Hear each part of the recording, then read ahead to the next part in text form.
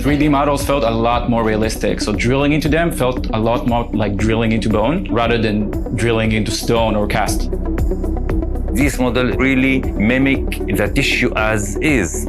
You can feel it with your hand. All the instruments that you use, it's feel the same as real tissue.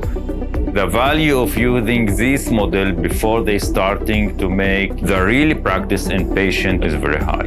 And I think this is the game changer when you are start to use these models before you start the real practice.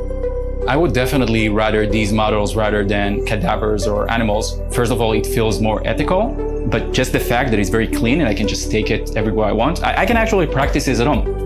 Just the fact that you have different types of models to practice from helps me to take each problem and just do it repeatedly. If I mess it up, it's fine. I can just take another model, do it again. And then I can take every scenario and try to master it before moving on to the next one.